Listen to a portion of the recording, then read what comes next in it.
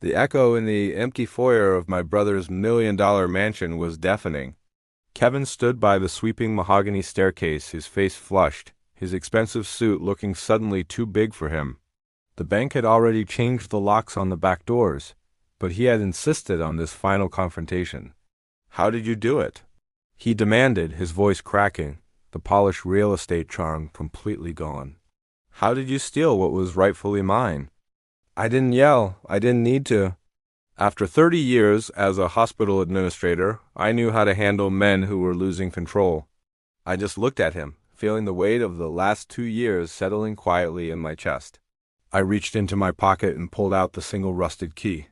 The exact same key he and his wife had laughed at the day the will was read. The one to Dad's crumbling auto repair shop? Kevin stared at it, the confusion warring with the panic in his eyes. "I didn't steal anything, Kevin," I said gently. "You got the mansion." I got the truth. To understand exactly how one rusted key dismantled his perfect life, we must go back. Before I tell you what my father left me, I need you to understand something. This is my story, told the way I lived it, and I changed a few details to protect people who never protected me. If you've learned that betrayal can wear a family face, you'll understand why. Before we go further, tell me where you're listening from, your city or your country. I ask because I've learned something I never wanted to know. Family betrayal sounds the same in every language, and silence does too. Now let me tell you about my father and what happened. My father, Walter, was the kind of mechanic who could hear a bad alternator before a customer had even turned off the engine. He owned a two-bay repair shop on the edge of our town for 47 years, and people trusted him the way they trust a doctor or a pastor. He never rushed anybody. He never talked down to anybody. Men twice his size would stand there with their hats in their hands while he explained what was wrong and what could wait. When I was a girl, I spent Saturdays at that shop. I sat on an overturned bucket near the parts wall, breathing in oil, rubber, coffee, and air every time the bay doors opened. Dad taught me to listen before I looked. "Engines tell on themselves," he'd say. Most trouble does. By the time I was 12, I could tell the difference between a loose belt and a rough idle by sound alone. Later, after I spent 30 years in hospital administration, reading charts and catching what doctors missed, I understood he had trained my eyes before he trained my ears. Patterns mattered. Small things mattered. My brother Kevin learned different lessons. He was handsome, easy with people, the kind of man who could sell a house before the sign was in the yard. He built a good career in real estate and a better reputation for looking successful. He always had the right watch, the right smile, the right story about how busy he was. Too busy to stop by the shop unless it was Christmas. Too busy to take Dad to appointments. Never too busy, though, when he needed a favor, a loan, or Dad's signature as co-signer on one more temporary deal. Still, at holidays, Kevin performed devotion beautifully. He'd clap Dad on the shoulder, bring expensive steaks, talk loudly about family, and call him the old man in that affectionate tone people use when they want credit for tenderness. I used to watch Dad's face when Kevin did that. He always smiled, but not with surprise. In the back closet of the shop, behind shelves of filters and brake fluid, Dad kept an old dented metal toolbox with a padlock on it. Blue paint, worn to gray at the corners. We all knew it was there. None of us had ever seen inside. Dad laughed and said, "Never open it till I'm gone." At the time, we all treated that line like one of Dad's shop jokes, the kind that sounded casual but stayed with you later. Then his health began to slip, not all at once, but in those small, humiliating ways age likes to announce itself. He tired easier. He forgot where he left his reading glasses, then found them in his shirt pocket. His knees bothered him. His hands sometimes trembled in the morning before coffee. And suddenly Kevin became attentive. He started visiting every week, carrying bakery boxes and concern in equal measure. He brought in a state attorney one Tuesday, then another man the following month, saying Dad needed to get his affairs in order while he still could. That phrase lodged under my skin, while he still could. I had spent 3 decades watching families circle hospital beds with paperwork and soft voices. I knew the difference between help and positioning. The first thing I noticed was Dad's signature. On the documents Kevin laid out, it looked shaky, broken, uncertain. But on the grocery list stuck to the fridge with a magnet, Dad's handwriting was steady enough to read. Milks, bark plugs, rye bread, stamps. Same week, same hand. Different story. When I pointed it out, Kevin didn't even look embarrassed. He gave me a thin smile and said, "You're not a lawyer, sis. Maybe not." But I knew records. I knew timing. I knew when somebody wanted me to doubt my own eyes. One afternoon, I came in through the kitchen and heard Kevin on the phone with his wife in the den. His voice was low, impatient. "He doesn't even remember what he signed yesterday," he said. I stood still with my purse still on my shoulder. A minute later, Dad looked up from his chair and caught my eye. Clear-eyed, alert, he gave me the smallest wink. That was when I started writing things down, dates, visitors, exact phrases, which papers appeared and which disappeared. Alone, each detail had an innocent explanation. Together, they had a shape. So I said nothing. I watched. And waited. Dad died on a Tuesday in March, quietly, the way he did most things. The hospice nurse said he went in his sleep.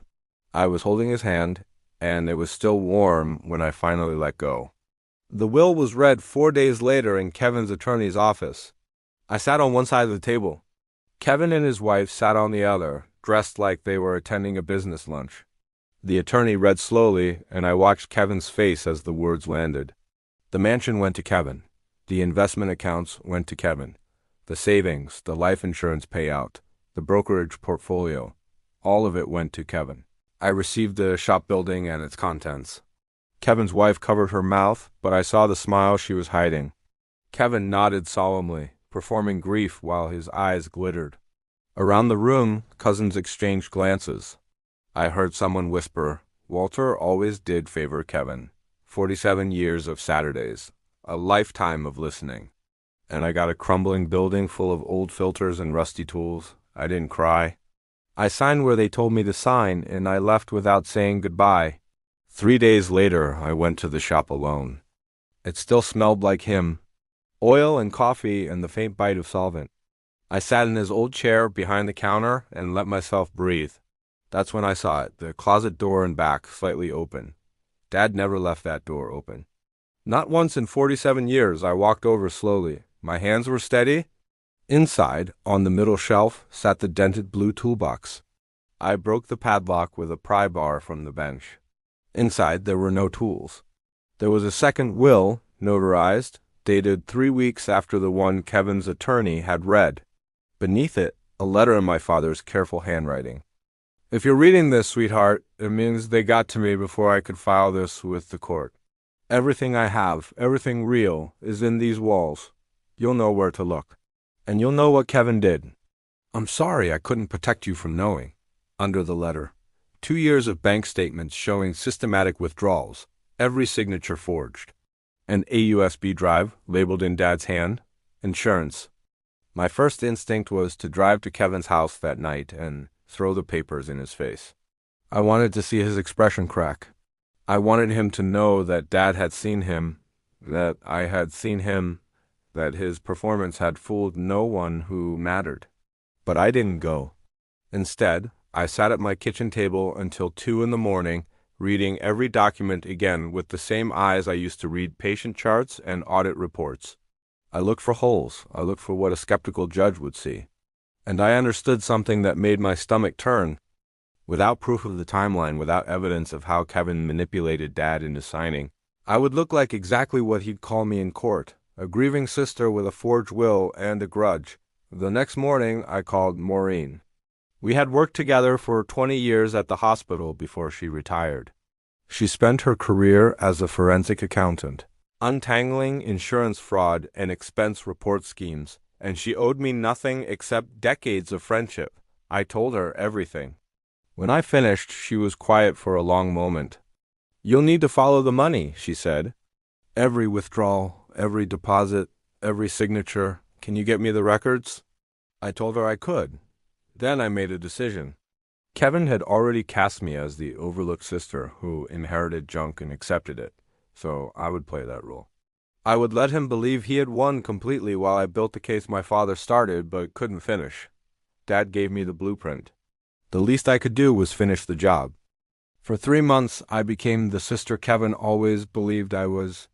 I called him one evening, letting my voice go soft and tired. I told him I was thinking of selling the shop. It's just too painful, I said. Being there without Dad. Kevin's sympathy was immediate and warm, the same voice he used to sell overpriced houses to first-time buyers. He offered to handle everything. He knew someone, a business partner actually, who might be interested. He could take care of the paperwork, save me the headache. All I had to do was sign when he told me to sign. I thanked him. I asked naive questions. What's an easement? How does escrow work again? I let him explain real estate transactions to me like I had never balanced a checkbook, never managed a $40 million hospital budget, never supervised a staff of 200. He used small words. I nodded and wrote things down. Meanwhile, Maureen worked. She traced every forged withdrawal to accounts Kevin controlled. Accounts opened in Dad's name without Dad's knowledge. Draining savings Dad had spent 50 years building. The signatures on the transfer forms didn't match Dad's hand. They matched the pressure and slant of someone younger, someone confident, someone who thought no one would ever check. And then I found Dad's insurance.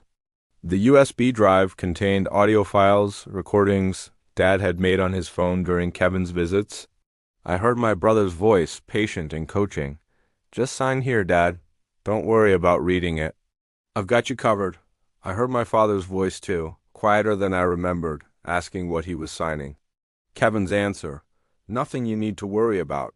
I sat in the shop and cried for an hour. Then I remembered the security cameras, the old ones Dad mounted in the corners years ago. Kevin never knew they still worked.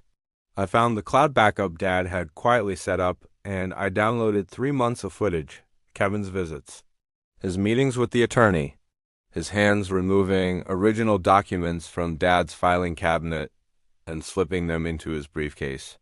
All of it timestamped. All of it saved. A week later, Kevin called what he described as a family meeting at the shop to finalize the sale. He arrived with his wife, the buyer, and the same attorney who had read the first will with such smooth confidence. I arrived with Maureen, a notary public, and a tablet in my handbag. I let Kevin take control of the room. Men like him always mistake silence for surrender.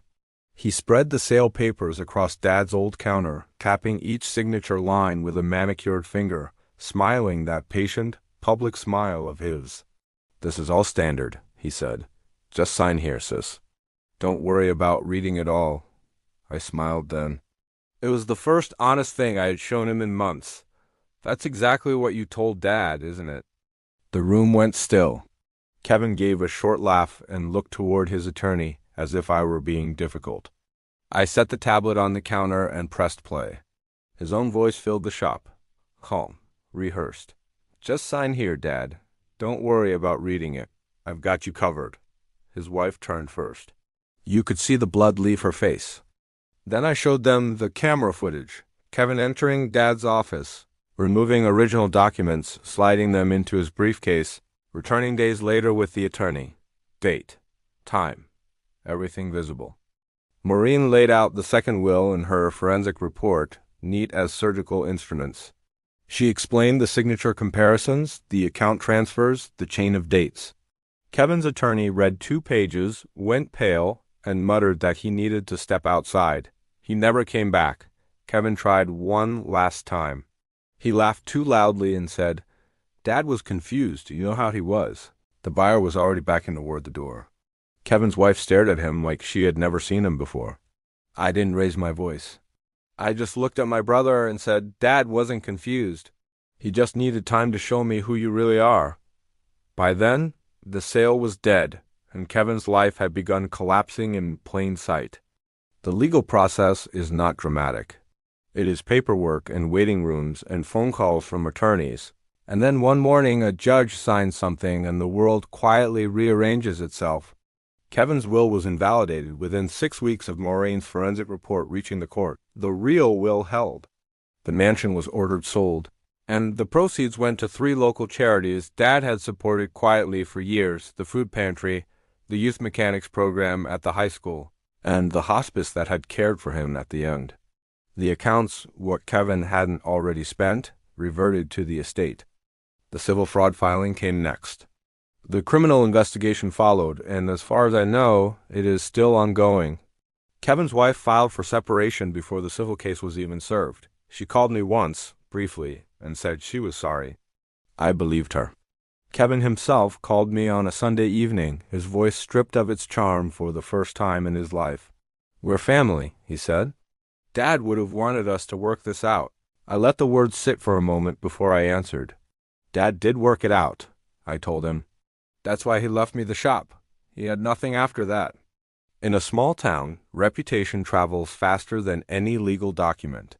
The man who had spent years performing devoted son, the man who brought bakery boxes and estate attorneys and worried publicly about his aging father, was now the man who had robbed him? People who had admired Kevin mentioned quietly that they always thought something was off. People who had pitied me said nothing because there was nothing left to say. The golden boy was gone. What remained was just a man waiting to see what the courts would decide. 6 months later, I reopened the shop. On Saturdays, I fix cars for free for single parents who can't afford the dealership. On weekday afternoons, teenagers come in after school and learn what my father taught me. Listen before you look. And most trouble tells on itself before it gets worse. Dad's dented blue toolbox sits on a shelf near the front window where everyone can see it. I never painted over the worn gray corners. I never polished it up. It's exactly what it always was, and it's worth more to me than any mansion I've ever walked through. My brother got the $1 million home. I got the truth. Funny how only one of those is still standing. I've thought a lot about what this cost and what it taught me. Here's what I know now. The people who rush to handle your paperwork are often handling themselves to your life.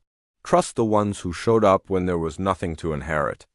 A real legacy isn't what you leave behind, it's who you trusted to carry it. If any part of this story felt familiar, leave it in the comments. Like this video, subscribe if you're new, and share it with someone who needs to hear it, because the ones who've been through it, they're the ones who understand.